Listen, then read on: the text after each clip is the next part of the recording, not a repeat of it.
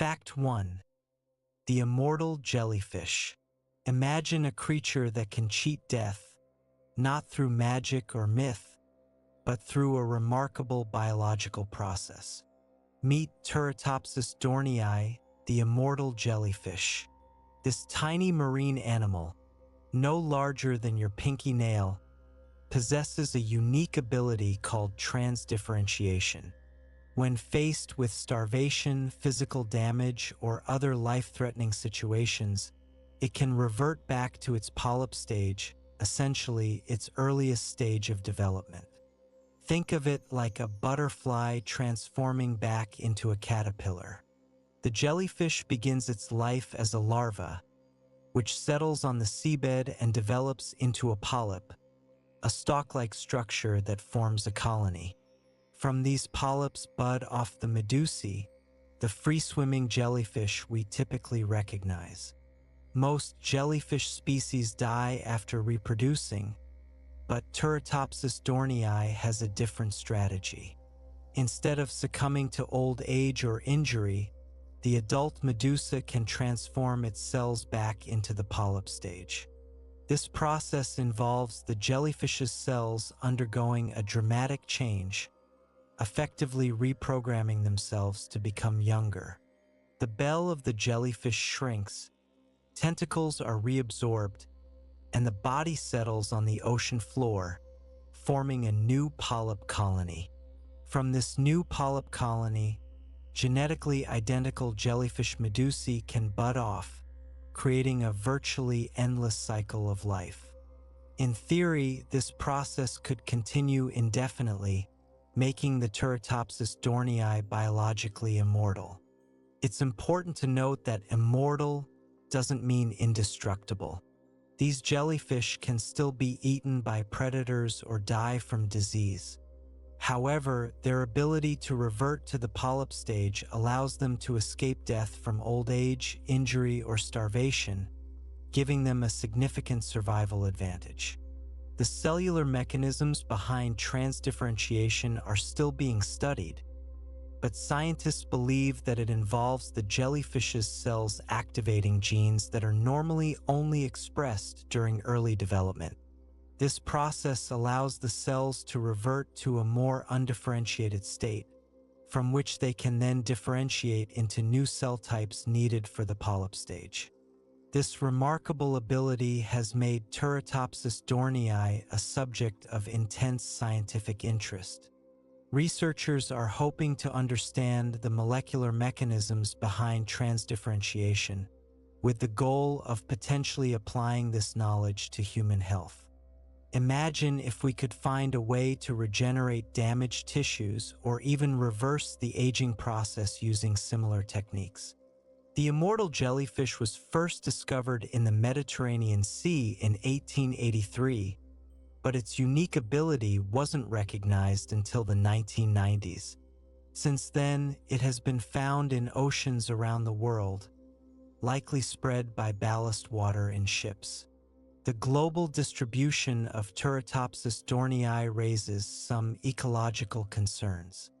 Because they can avoid death, these jellyfish can potentially become invasive, outcompeting other species for resources. However, their small size and vulnerability to predators may limit their impact on marine ecosystems. Despite the potential ecological concerns, the immortal jellyfish remains a symbol of hope and inspiration for scientists studying aging and regeneration. Its ability to cheat death is a testament to the incredible adaptability and resilience of life on Earth. It pushes the boundaries of our understanding of biological processes. It is also a testament of the marvel of nature. Fact 2. The axolotl's regeneration power. Now, let's move on to another creature with extraordinary regenerative abilities, this time an amphibian, the axolotl. The axolotl, Ambystoma mexicanum, is a type of salamander native to the lakes and canals of Mexico City. What sets this creature apart is its incredible ability to regenerate lost limbs, spinal cord, heart, and even parts of its brain without scarring. Unlike humans, who can only regenerate certain tissues like skin and liver, the axolotl can regrow entire complex structures. If an axolotl loses a leg, it doesn't just grow back a stump. It regenerates a fully functional limb, complete with bones, muscles, nerves, and skin. The regeneration process begins with the formation of a blastema, a mass of undifferentiated cells at the site of the injury. These cells are similar to stem cells, meaning they have the potential to develop into any type of cell in the body. The blastema is formed from cells that dedifferentiate, meaning they revert from their specialized state to a more primitive state. The cells in the blastema then proliferate rapidly, forming new tissue. The type of tissue that is formed is determined by signals from the surrounding environment. For example, if the injury is near a bone, the blastema cells will differentiate into bone cells. The axolotl's regenerative abilities are not limited to limbs. It can also regenerate its spinal cord, which allows it to recover from injuries that would cause permanent paralysis in humans. When the spinal cord is damaged, the axolotl's glial cells, which normally support nerve cells, transform into stem cells. These stem cells then migrate to the injury site and differentiate into new nerve cells, reconnecting the spinal cord. Even more remarkably, the axolotl can regenerate parts of its brain. Studies have shown that it can regenerate areas of the brain involved in learning and memory, allowing it to recover cognitive function after injury. Scientists are studying the axolotl's regenerative abilities in the hopes of applying this knowledge to human medicine. If we could understand the molecular mechanisms that allow the axolotl to regenerate complex tissues, we might be able to develop new therapies for treating injuries and diseases in humans. One of the key factors that contributes to the axolotl's regenerative abilities is its immune system. Unlike humans, the axolotl doesn't mount a strong inflammatory response to injury. Inflammation can lead to scarring, which prevents regeneration. The axolotl's immune system is able to control inflammation, allowing regeneration to proceed without scarring. Another important factor is the axolotl's unique genes. Scientists have identified several genes that are involved in regeneration. Some of these genes are also found in humans, but they are not as active. Researchers are studying these genes to understand how they contribute to regeneration in the axolotl, with the hope of finding ways to activate them in humans. Axolotls are critically endangered in the wild due to habitat loss and pollution. However, they are widely bred in captivity for research purposes. This has allowed scientists to study their regenerative abilities in detail. The axolotl's regenerative abilities are a testament to the power of nature. It is a reminder that there is still much that we don't understand about the human body, and that there is always hope for new treatments and cures. Also, nature is very efficient and everything is optimized in it. Fact 3. Tardigrades. Now, prepare to be amazed by creatures that can survive the most extreme conditions imaginable. Tardigrades, also known as water bears or moss piglets. Tardigrades are microscopic animals, typically less than 1 millimeter in length, found in diverse environments around the world, from mountaintops to the deep sea. They are known for their incredible resilience, being able to survive extreme temperatures, pressures, radiation, dehydration, and even the vacuum of space. These tiny creatures have a unique ability called cryptobiosis, which allows them to enter a state of suspended animation when faced with harsh environmental conditions. During cryptobiosis, their metabolism slows down to less than 0.1% of its normal rate, and their water content drops to as little as 1%. In this state, tardigrades can survive for years or even decades without food or water. They can withstand temperatures ranging from -200 degrees Celsius -328 degrees Fahrenheit to 150 degrees Celsius 302 degrees Fahrenheit, pressures 6 times greater than those found at the bottom of the ocean, and radiation levels hundreds of times higher than those that would kill a human. Tardigrades have even survived exposure to the vacuum of space. In 2007, a group of tardigrades was sent into low Earth orbit on the European Space Agency's Photon M3 mission. After being exposed to the vacuum of space for 10 days, many of the tardigrades were able to revive and reproduce normally upon their return to Earth. The mechanisms behind tardigrades' incredible resilience are still being studied, but scientists have identified several key factors. One is their ability to produce unique proteins that protect their DNA and other cellular structures from damage. These proteins act as antioxidants, scavenging free radicals that can cause oxidative stress. Another factor is their ability to repair damaged DNA. Tardigrades have highly efficient DNA repair mechanisms that allow them to quickly fix any damage caused by radiation, dehydration, or other stressors. Scientists are also studying the tardigrades' unique body structure. They have a tough, outer cuticle that protects them from physical damage and dehydration. They also have specialized cells that store water and other essential nutrients, allowing them to survive for long periods without food or water. The tardigrades' resilience has made them a popular subject of research in a variety of fields, including biology, medicine, and materials science. Researchers are hoping to learn more about the mechanisms behind their survival in extreme conditions, with the goal of developing new technologies for protecting human health and extending human lifespan.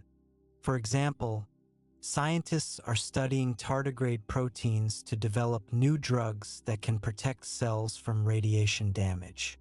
They are also studying their DNA repair mechanisms to develop new therapies for treating cancer and other diseases. In addition, researchers are exploring the potential of using tardigrade-inspired materials to create new types of protective clothing, packaging, and other products. These materials could be used to protect people and equipment from extreme temperatures, pressures, and radiation. The tardigrade is a symbol of resilience and adaptability. These animals are a reminder that life can thrive in even the most extreme conditions, and that there is always hope for survival. Fact 4. Bioluminescence. Imagine a world where creatures glow in the dark, illuminating the depths of the ocean or lighting up a forest floor. This is the world of bioluminescence, the production and emission of light by a living organism. Bioluminescence is a chemical reaction that occurs within an organism, typically involving a light-emitting molecule called luciferin and an enzyme called luciferase. In some cases, other proteins and cofactors are also involved. The reaction typically involves the oxidation of luciferin, which releases energy in the form of light. This phenomenon is surprisingly common in nature, found in a wide variety of organisms, including bacteria, fungi, insects, fish, and jellyfish. In the ocean, bioluminescence is particularly prevalent, with an estimated 76% of marine animals capable of producing light. The colors of bioluminescence vary depending on the organism and the specific chemical reactions involved. The most common color is blue-green, which travels farthest in water, but other colors such as yellow, green, and red are also seen. Why do organisms bioluminesce? There are several reasons depending on the species. Some of the most common functions of bioluminescence include camouflage. Some animals use bioluminescence to camouflage themselves from predators or prey. For example, some deep-sea fish have light-producing organs on their bellies that match the dim light filtering down from the surface. This makes them invisible from below. This is called counterillumination. Attraction. Many animals use bioluminescence to attract mates. Fireflies are a classic example, with males flashing their lights in specific patterns to attract females. In the ocean, some species of anglerfish use a bioluminescent lure to attract prey. Defense. Some animals use bioluminescence to startle or confuse predators. For example, some jellyfish emit a bright flash of light when threatened, which can disorient their attackers. Others use bioluminescent bombs that they release into the water, creating a cloud of light that distracts predators and allows them to escape. Communication. Some animals use bioluminescence to communicate with each other. For example, some species of bacteria use bioluminescence to signal when they have reached a certain population density, triggering the formation of a biofilm. Illumination. Some animals use bioluminescence to illuminate their surroundings. For example, some deep-sea fish have light-producing organs on their heads that they use to search for prey in the dark depths of the ocean. One of the most spectacular examples of bioluminescence is seen in the Milky Seas phenomenon. This occurs when vast numbers of bioluminescent bacteria congregate in the ocean, creating a shimmering, glowing effect that can be seen from space. These events are rare and poorly understood, but they are believed to be triggered by changes in ocean currents and nutrient availability. Bioluminescence has also found its way into human technology. Luciferase, the enzyme responsible for bioluminescence, is widely used in biomedical research. It is used to detect gene expression, monitor cell activity, and diagnose diseases. Bioluminescent imaging is also used to visualize tumors and track the spread of cancer cells. Scientists are also exploring the potential of using bioluminescent plants for lighting. Imagine trees that glow in the dark, eliminating the need for streetlights. While this is still in the early stages of development, researchers have made progress in engineering plants that produce a faint but visible glow. The study of bioluminescence continues to reveal new and fascinating insights into the natural world. It is a testament to the incredible diversity and ingenuity of life on Earth. Fact 5. The gut microbiome. Think of your body as not just a single organism, but an entire ecosystem teeming with life. Within your digestive system resides a vast and complex community of microorganisms, collectively known as the gut microbiome. The gut microbiome consists of trillions of bacteria, fungi, viruses, and other microbes that live in your intestines. It's a diverse and dynamic community, with hundreds or even thousands of different species present in each individual.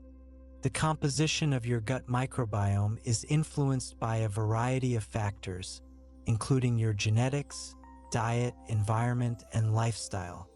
From the moment you're born, you begin to acquire microbes from your mother and your surroundings. Over time, your gut microbiome develops into a unique ecosystem that plays a crucial role in your health. What does the gut microbiome do? Turns out it's involved in a surprising number of processes, including digestion. The gut microbiome helps you digest food that your body can't break down on its own, such as fiber. Certain bacteria ferment fiber, producing short-chain fatty acids, SCFAs, like butyrate, acetate, and propionate. These SCFAs are a major source of energy for the cells lining your colon and have a variety of other beneficial effects on your health. Immune function. The gut microbiome plays a critical role in training and regulating your immune system. It helps your immune system distinguish between harmless and harmful microbes, preventing it from overreacting to harmless substances like food or pollen. It also produces substances that help strengthen the gut barrier, preventing harmful bacteria from entering your bloodstream. Vitamin production. Certain bacteria in your gut produce essential vitamins, such as vitamin K and some B vitamins. These vitamins are absorbed by your body and used for a variety of functions. Mental health. Emerging research suggests that the gut microbiome may even influence your brain function and mental health. The gut and the brain are connected by the gut-brain axis, a complex network of nerves, hormones, and immune cells. The gut microbiome can communicate with the brain through this axis, influencing mood, behavior, and cognitive function. Protection against pathogens. The gut microbiome helps protect you from harmful bacteria and other pathogens. It competes with pathogens for nutrients and space, and it produces substances that inhibit their growth. A healthy and diverse gut microbiome makes it more difficult for pathogens to colonize your gut and cause infection. An imbalance in the gut microbiome, known as dysbiosis, has been linked to a variety of health problems, including inflammatory bowel disease. IBD dysbiosis is thought to play a role in the development of IBD, a chronic inflammatory condition of the digestive tract. Obesity. Studies have shown that obese individuals often have a different gut microbiome composition than lean individuals. Type 2 diabetes. Dysbiosis has been linked to insulin resistance, a hallmark of type 2 diabetes. Allergies. Dysbiosis may increase the risk of developing allergies, particularly in early childhood. Mental health disorders. Dysbiosis has been linked to anxiety, depression, and other mental health disorders. How can you improve your gut microbiome? There are several things you can do. Eat a diverse diet. A diet rich in fruits, vegetables, whole grains, and legumes provides a variety of nutrients that support the growth of beneficial bacteria. Eat fermented foods. Fermented foods like yogurt, kefir, sauerkraut, kimchi, and kombucha contain live bacteria that can help diversify your gut microbiome. Take a probiotic supplement. Probiotic supplements contain live bacteria that can help restore balance to your gut microbiome. However, it's important to choose a probiotic supplement that contains strains of bacteria that have been shown to be effective for your specific needs. Limit processed foods, sugar, and artificial sweeteners. These substances can harm your gut microbiome. Manage stress. Chronic stress can negatively impact your gut microbiome. Get enough sleep. Sleep deprivation can also negatively impact your gut microbiome. Avoid unnecessary antibiotics. Antibiotics can kill both harmful and beneficial bacteria in your gut, leading to dysbiosis. Taking care of your gut microbiome is an important part of maintaining your overall health. By making simple changes to your diet and lifestyle, you can support the growth of beneficial bacteria and create a thriving inner ecosystem. It is important to remember that the gut microbiome is like an extension of yourself. Fact 6. Plant communication. We often think of plants as passive organisms, silently existing in the background. But what if I told you they communicate with each other in complex and fascinating ways? It's true. Plants engage in a silent language, using a variety of signals to share information about threats, resources, and even their own identities. For years, scientists believed that plants were largely individualistic, competing with each other for sunlight, water, and nutrients. However, recent research has revealed that plants are much more interconnected than previously thought. They use a variety of mechanisms to communicate, including airborne chemicals. When a plant is attacked by herbivores, such as insects or caterpillars, it can release volatile organic compounds, VOCs, into the air. These VOCs can act as warning signals to neighboring plants, alerting them to the presence of the threat. The neighboring plants can then activate their own defense mechanisms, such as producing toxins or attracting predators of the herbivores. This is akin to a silent alarm system spreading through the greenery. For example, when a willow tree is attacked by caterpillars, it releases VOCs that signal to nearby willow trees. These neighboring trees then produce chemicals that make their leaves less palatable to the caterpillars. The attacked trees even attract predatory insects that feed on the caterpillars. Root communication. Plants can also communicate with each other through their roots. They can release chemicals into the soil that are detected by neighboring plants. These chemicals can be used to share information about nutrient availability, water stress, or the presence of pathogens. One of the most fascinating examples of root communication involves mycorrhizal networks. These are networks of fungi that connect the roots of different plants. The fungi act as a conduit, allowing plants to share nutrients, water, and even warning signals. Think of it as an underground internet for plants. Studies have shown that plants connected by mycorrhizal networks can transfer carbon and nitrogen to each other, helping them to survive in stressful conditions. They can also use these networks to warn each other about impending threats. Electrical signals. Plants can also communicate with each other using electrical signals.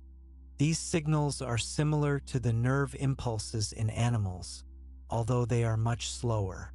Plants can use electrical signals to transmit information about injury, stress, or changes in their environment.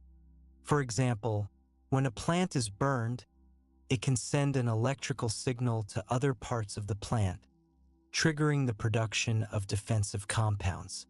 Scientists are still working to understand the full extent of electrical communication in plants, but it is clear that it plays an important role in their survival. Touch. Plants can also communicate through physical contact. When a vine is searching for a support, it will often explore its surroundings by touching nearby objects. If it finds a suitable support, it will wrap around it and begin to climb. This ability to sense and respond to touch is essential for the survival of many plants. The implications of plant communication are far-reaching.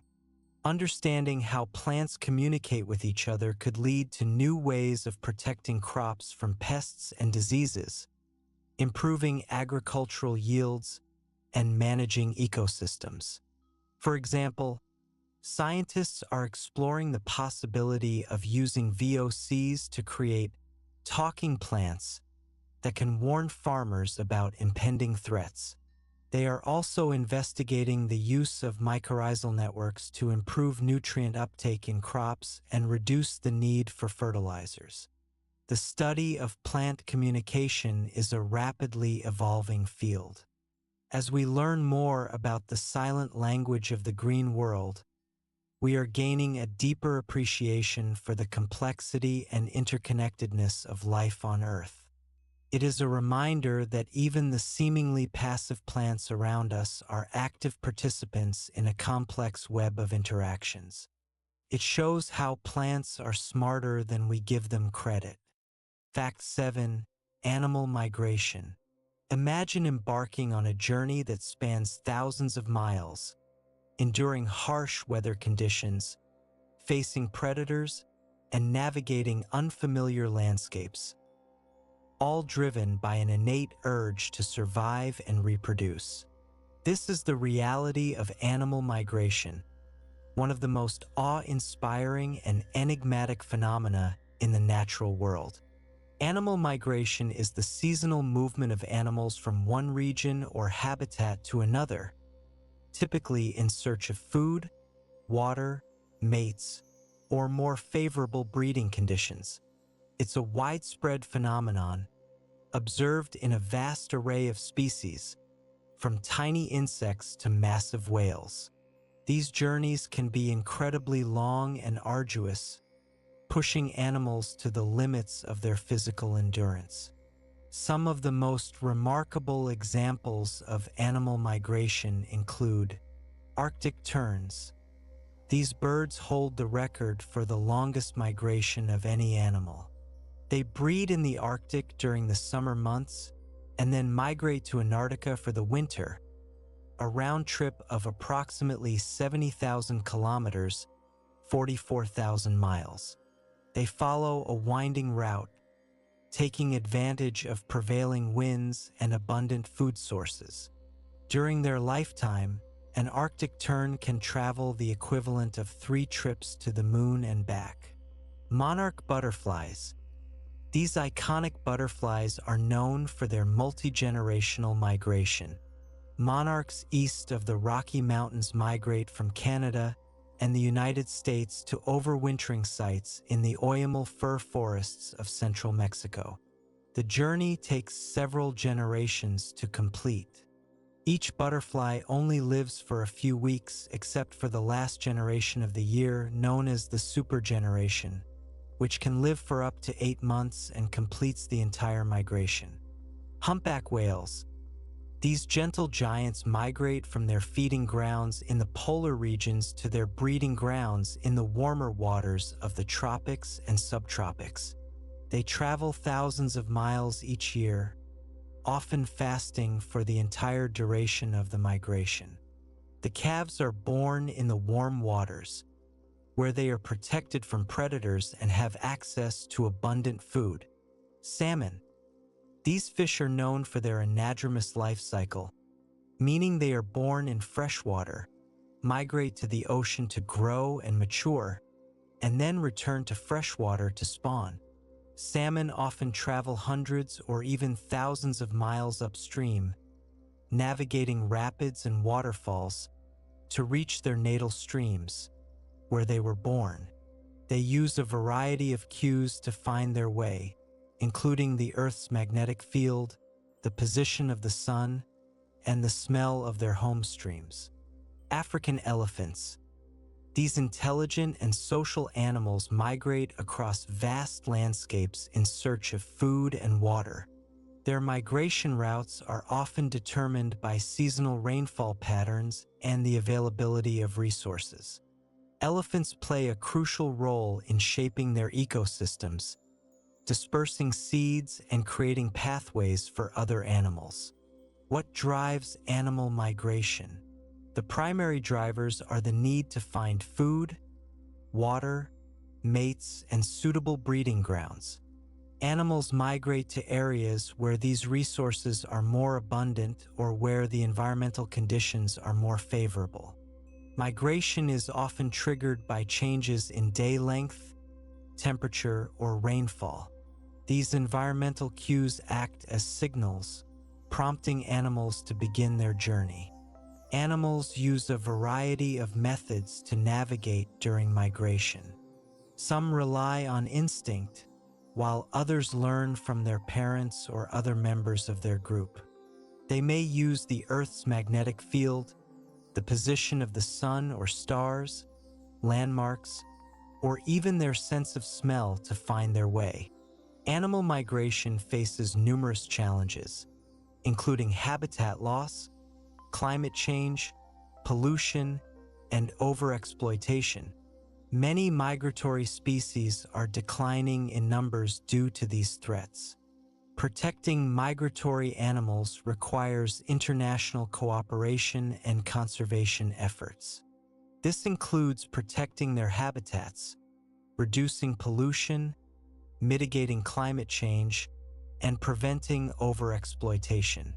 The study of animal migration is a fascinating and complex field. By understanding the drivers, mechanisms, and challenges of migration, we can better protect these incredible journeys and the animals that undertake them. It also shows the hardiness of life to go to extreme lengths to reproduce and keep living. Fact 8. The deep sea. Imagine a world of perpetual darkness, crushing pressures, and extreme temperatures, where life exists in forms we can scarcely comprehend. This is the deep sea, the largest and least explored environment on our planet. The deep sea is defined as the ocean depths below 200 meters, 660 feet, where sunlight no longer penetrates. This vast realm covers more than 60% of the Earth's surface and represents over 95% of the planet's habitable space. Exploring the deep sea is a daunting task. The extreme pressures make it impossible for humans to venture there without specialized equipment. Submersibles and remotely operated vehicles, ROVs, are used to explore the depths and collect data. Despite the challenges, scientists have made incredible discoveries in the deep sea, revealing a diverse and bizarre array of life forms. Some of the most fascinating inhabitants of the deep sea include anglerfish. These predatory fish are known for their bioluminescent lure, which they use to attract prey in the dark depths. The lure is a modified dorsal fin spine that dangles in front of the anglerfish's mouth, enticing unsuspecting victims. Giant squid. These elusive creatures are the largest invertebrates on Earth, reaching lengths of up to 13 meters, 43 feet. They are rarely seen alive, but their carcasses have been found washed ashore and in the stomachs of sperm whales. Vampire squid. Despite its name, the vampire squid is not a predator.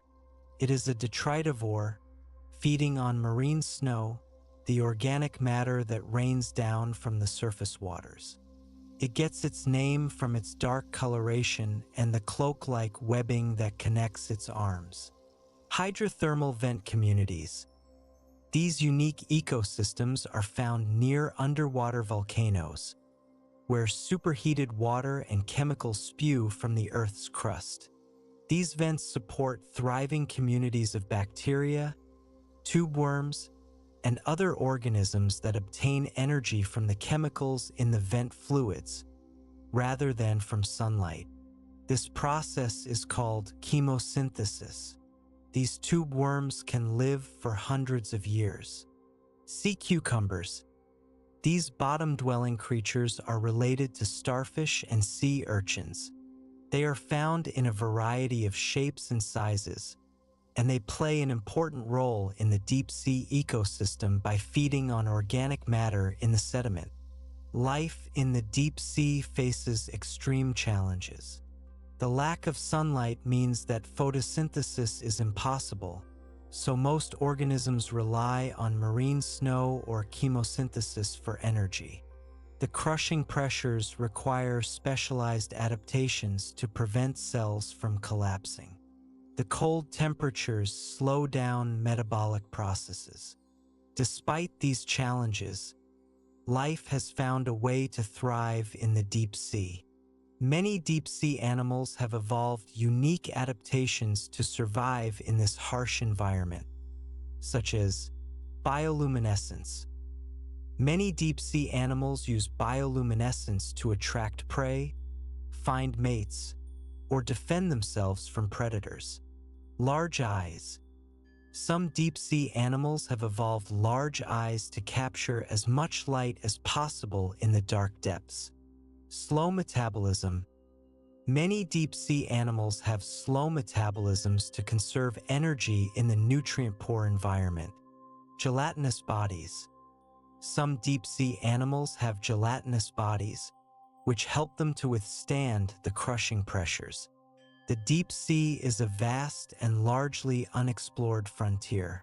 Scientists are continuing to make new discoveries about the life and processes that occur in this alien world on our own planet. There could be many new species yet to be discovered. The deep sea is also an important part of the Earth's ecosystem. It plays a role in regulating the climate, cycling nutrients, and supporting fisheries. However, the deep sea is also threatened by human activities, such as deep-sea fishing, mining, and pollution. It is important to protect this fragile environment from these threats so that we can continue to learn about its wonders and appreciate its importance to our planet. Fact 9. The placebo effect. Imagine taking a sugar pill knowing it has no active ingredients, yet still experiencing a reduction in pain, an improvement in mood, or even a physical healing. This is the power of the placebo effect, a fascinating and often misunderstood phenomenon that highlights the profound connection between mind and body. The placebo effect is defined as a beneficial effect produced by a placebo drug or treatment, which cannot be attributed to the properties of the placebo itself, and must therefore be due to the patient's belief in that treatment. Placebos have been used in medical research for centuries. In clinical trials, a placebo is often given to a control group to compare its effects to those of the actual drug being tested. Surprisingly, even though placebos have no active ingredients, they often produce measurable improvements in patients' conditions. The placebo effect has been observed in a wide range of conditions, including pain, depression, anxiety, Parkinson's disease, irritable bowel syndrome, and even cancer. The magnitude of the placebo effect can vary depending on the condition being treated, the characteristics of the patient, and the way the placebo is administered. So, how does the placebo effect work? The mechanisms are complex and not fully understood, but several factors are believed to contribute. Expectation. One of the key factors is expectation. If a patient believes that a treatment will be effective, they are more likely to experience a positive outcome. The brain releases endorphins and other natural painkillers, which can reduce pain and improve mood. Conditioning. The placebo effect can also be influenced by classical conditioning. If a patient has previously experienced a positive response to a particular treatment, they may develop a conditioned response to the treatment itself, even if it is now a placebo. Neurotransmitters. Studies have shown that the placebo effect can trigger the release of neurotransmitters in the brain, such as dopamine and serotonin, which are involved in mood regulation and pain relief. Brain activity. Brain imaging studies have revealed that the placebo effect is associated with changes in brain activity in regions involved in pain processing, emotion, and reward. Doctor-patient relationship. The relationship between the doctor and the patient can also influence the placebo effect. If a patient trusts their doctor and believes that they are receiving the best possible care, they are more likely to experience a positive outcome. The placebo effect is not simply all in your head.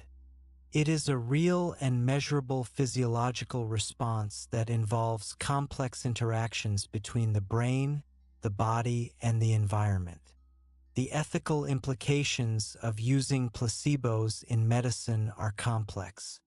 While placebos can be effective in treating certain conditions, some argue that it is unethical to deceive patients by giving them a treatment that has no active ingredients. However, others argue that placebos can be used ethically as long as patients are fully informed about the nature of the treatment and the potential benefits and risks. The placebo effect has important implications for medical research. It highlights the importance of using control groups in clinical trials to accurately assess the effectiveness of new treatments.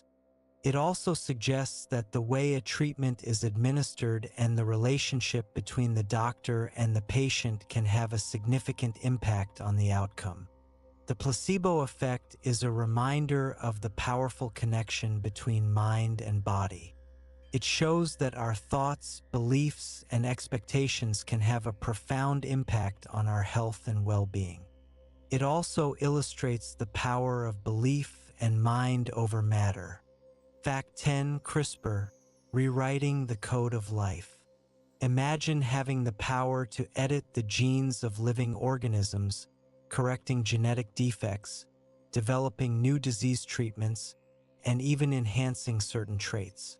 This is the promise of CRISPR-Cas9, a revolutionary gene editing technology that is transforming the field of biology. CRISPR stands for clustered, regularly interspaced short palindromic repeats. It's a mouthful, but the underlying concept is surprisingly simple. CRISPR-Cas9 is based on a natural defense mechanism used by bacteria to protect themselves from viruses. Here's how it works. The guide RNA. The CRISPR system uses a guide RNA molecule to target a specific DNA sequence in the genome.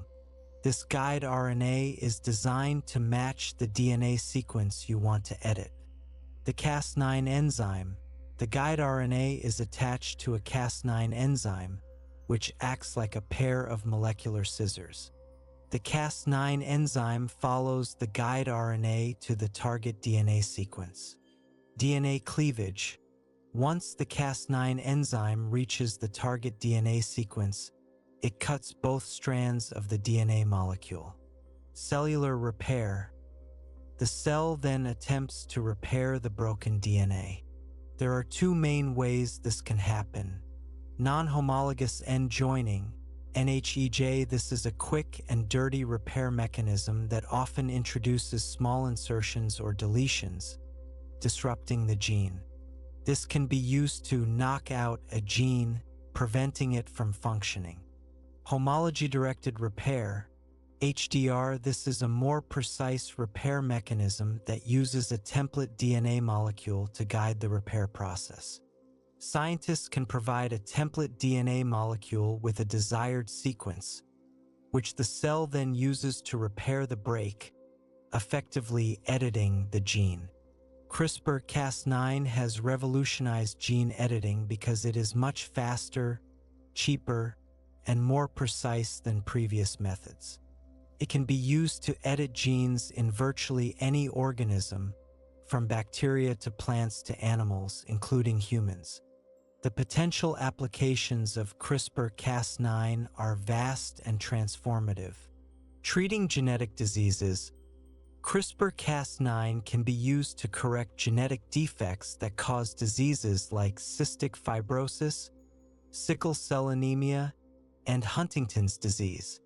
Developing new cancer therapies. CRISPR-Cas9 can be used to engineer immune cells to target and destroy cancer cells. It can also be used to disable genes that promote cancer growth. Improving crop yields. CRISPR-Cas9 can be used to create crops that are more resistant to pests, diseases, and drought, leading to increased yields and reduced pesticide use. Developing new diagnostic tools. CRISPR-Cas9 can be used to create highly sensitive diagnostic tools that can detect diseases like Zika virus and COVID-19. Studying gene function. CRISPR-Cas9 can be used to knock out genes to study their function and understand their role in various biological processes. However, CRISPR-Cas9 also raises significant ethical concerns. Off-target effects. CRISPR-Cas9 is not always perfectly precise. It can sometimes cut DNA at unintended locations, leading to unintended consequences. Germline editing.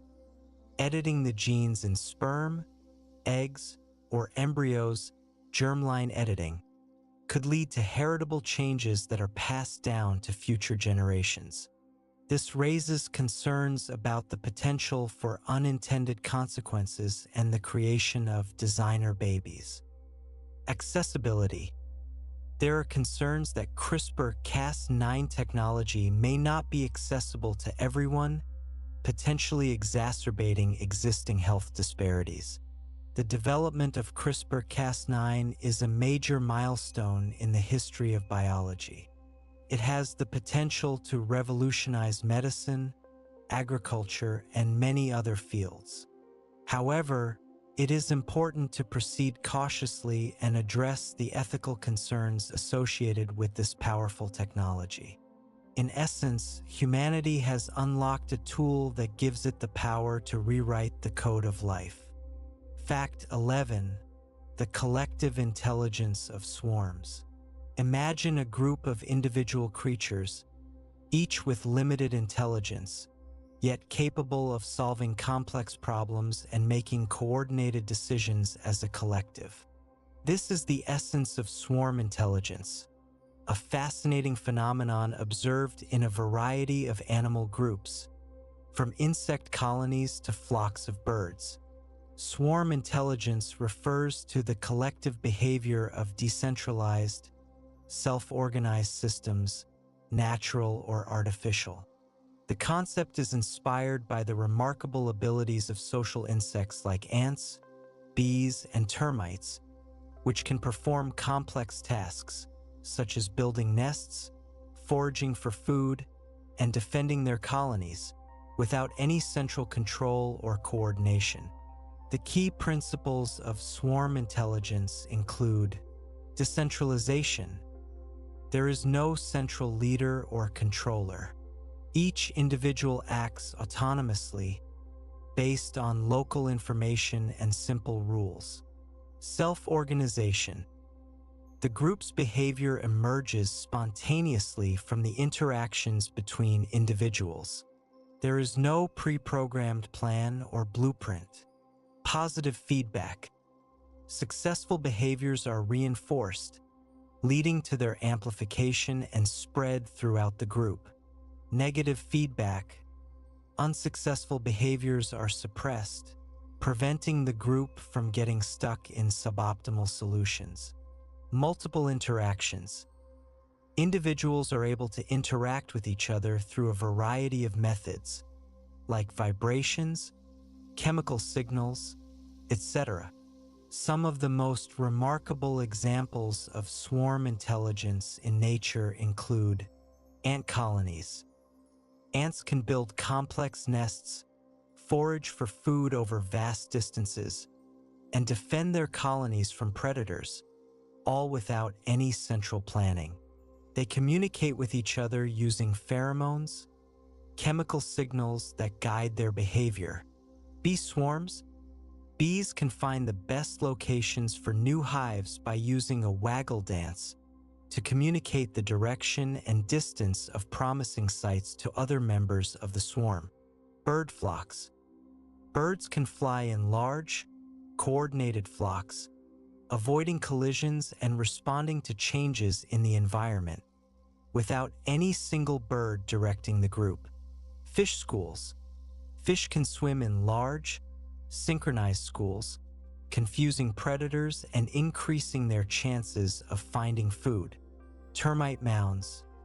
Termites can build massive and complex mounds, with intricate ventilation systems and specialized chambers, all without any central architect or foreman. How does swarm intelligence work? The underlying mechanisms are still being studied, but several key principles have been identified. Simple rules. Each individual follows a set of simple rules based on local information. For example, an ant might follow the pheromone trail left by other ants to find food. Local interactions. Individuals interact with their immediate neighbors, exchanging information and influencing each other's behavior. Emergent behavior. The collective behavior of the group emerges from the interactions between individuals, without any central control or planning. Swarm intelligence has inspired a variety of applications in computer science, engineering, and robotics. Optimization algorithms. Swarm intelligence algorithms are used to solve complex optimization problems, such as finding the shortest route for a delivery truck or designing the most efficient layout for a factory. Robotics. Swarm robotics involves developing robots that can work together to perform complex tasks, such as cleaning up hazardous waste or exploring unknown environments. Artificial intelligence. Swarm intelligence is used to develop AI systems that can solve problems in a decentralized and self-organized manner.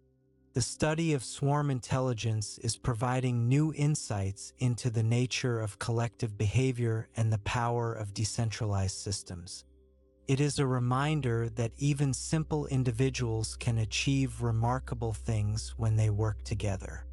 It shows the intelligence of a group and not just an individual. Fact 12. Epigenetics. Imagine that your genes are like a blueprint for a house, determining the basic structure and layout. Now, imagine that epigenetics are like the paint colors, furniture, and decorations that can change the appearance and function of the house without altering the underlying blueprint. Epigenetics is the study of heritable changes in gene expression that do not involve alterations to the underlying DNA sequence.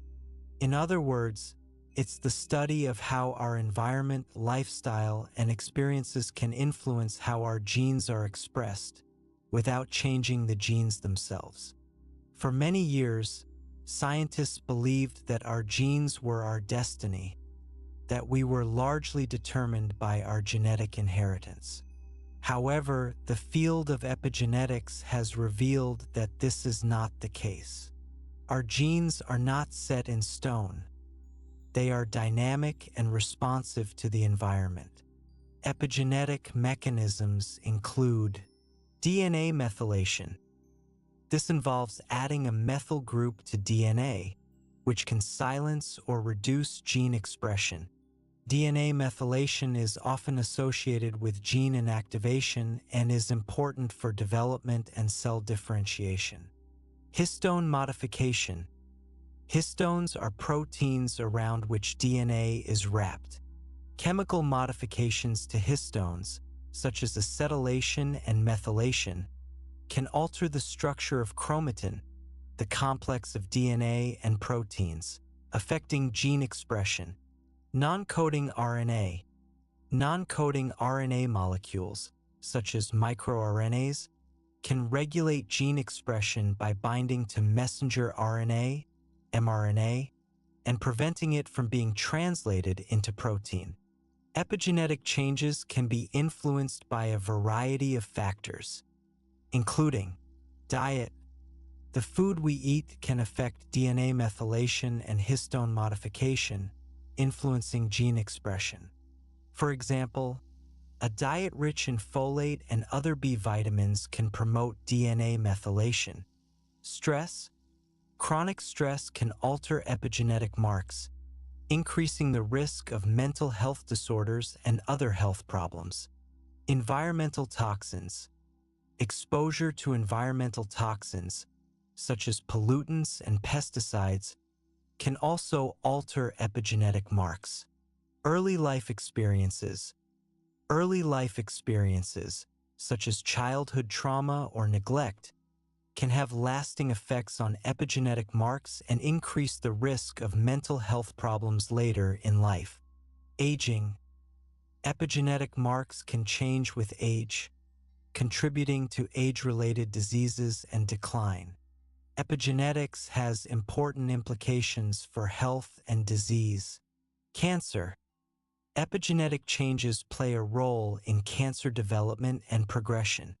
For example, abnormal DNA methylation patterns can silence tumor suppressor genes. Mental health disorders. Epigenetic changes have been linked to mental health disorders such as depression, anxiety, and schizophrenia. Autoimmune diseases. Epigenetic changes may contribute to the development of autoimmune diseases such as lupus and rheumatoid arthritis. Cardiovascular disease. Epigenetic changes may increase the risk of cardiovascular disease by affecting genes involved in cholesterol metabolism and inflammation. Diabetes. Epigenetic changes may contribute to the development of type 2 diabetes by affecting genes involved in insulin signaling and glucose metabolism. Epigenetics also has implications for inheritance. While epigenetic changes do not alter the DNA sequence, they can be passed down from one generation to the next, influencing the traits of offspring. This is known as transgenerational epigenetic inheritance. The study of epigenetics is providing new insights into the complex interplay between genes and environment.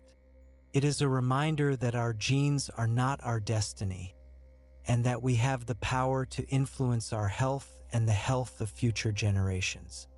Epigenetics show that it is not all about our genetics, but all about the environment and how the genes react to it. Fact 13. The mysterious world of plant neurobiology. For a long time, the idea that plants could possess anything resembling intelligence or a nervous system was dismissed as fanciful. After all, they lack brains and neurons.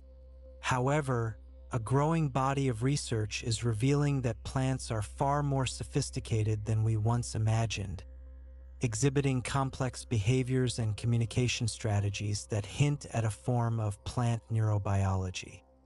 While plants don't have brains or neurons in the animal sense, they do possess sophisticated signaling networks that allow them to sense and respond to their environment. These networks involve a variety of chemical and electrical signals that are transmitted throughout the plant's body.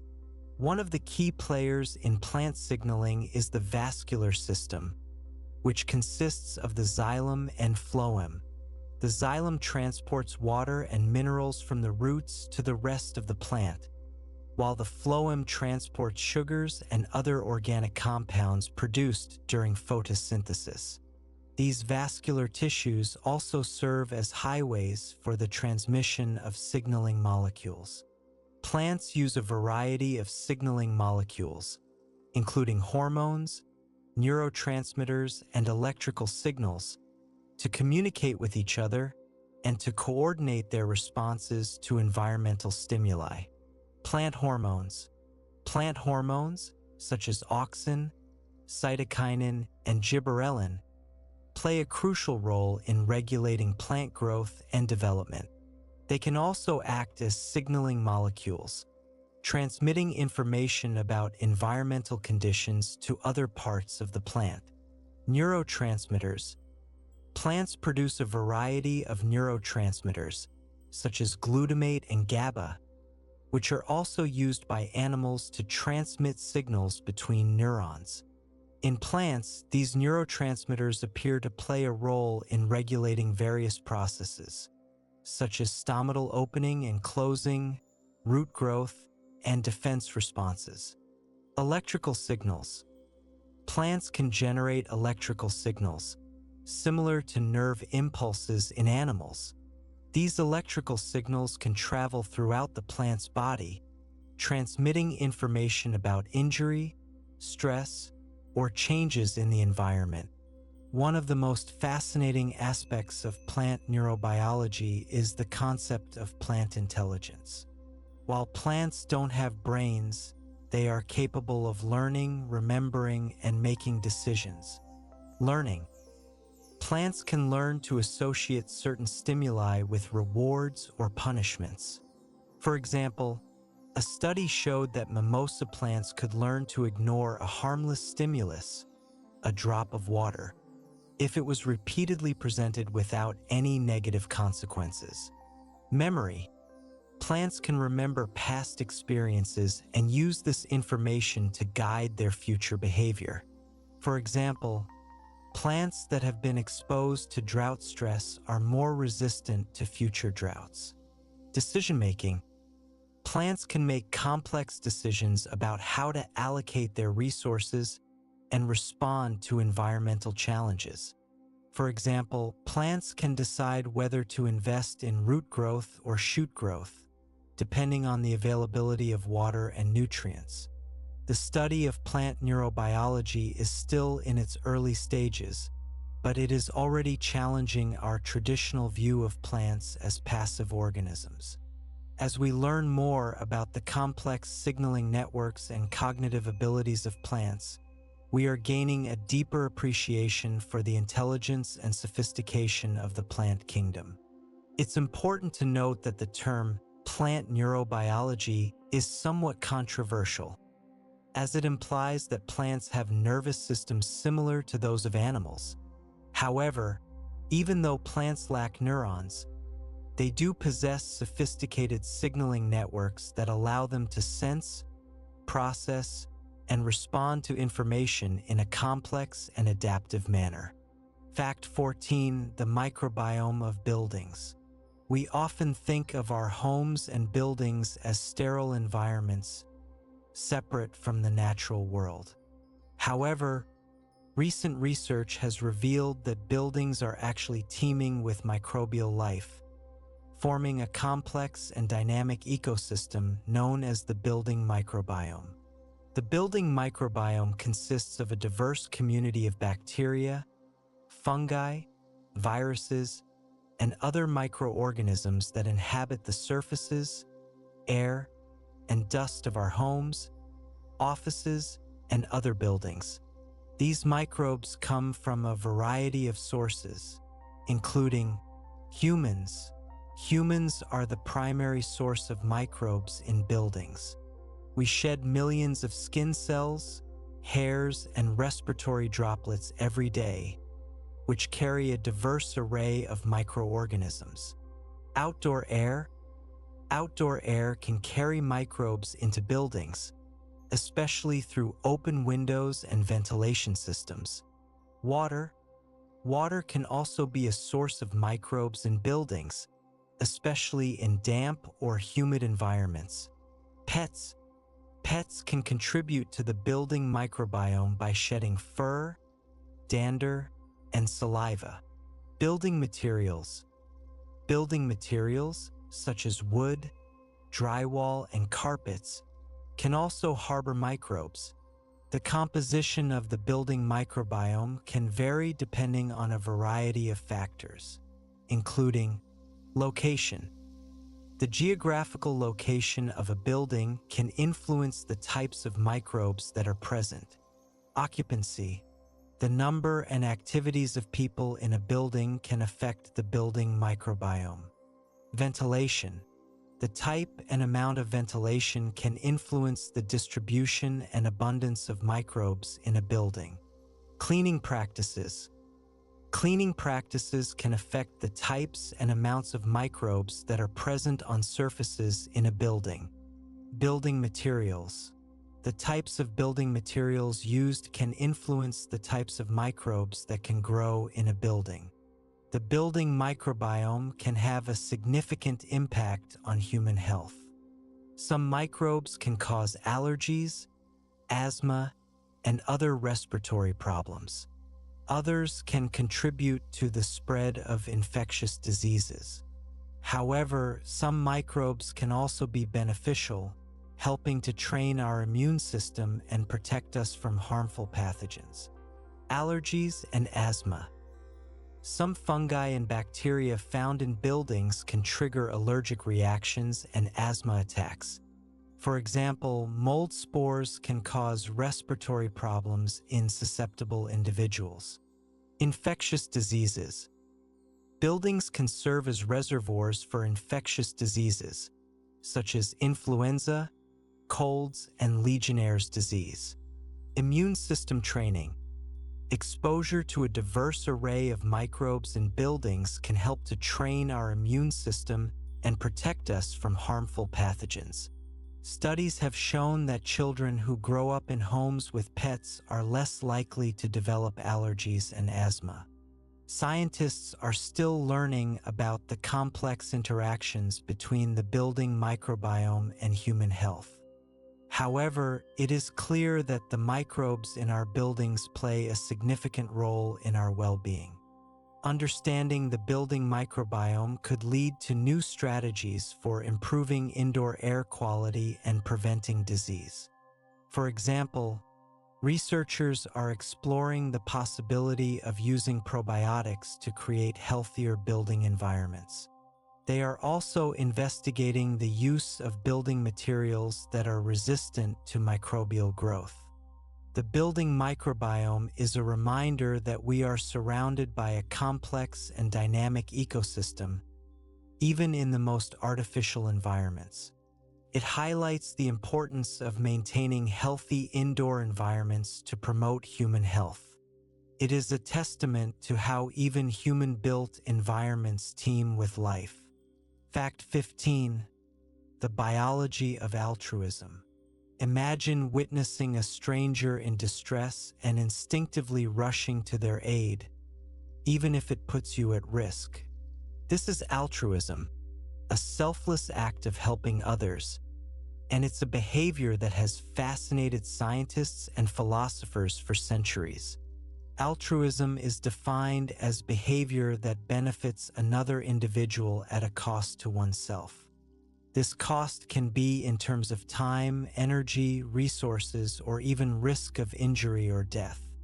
At first glance, altruism seems to contradict the principles of natural selection, which favors individuals who act in their own self-interest to maximize their chances of survival and reproduction.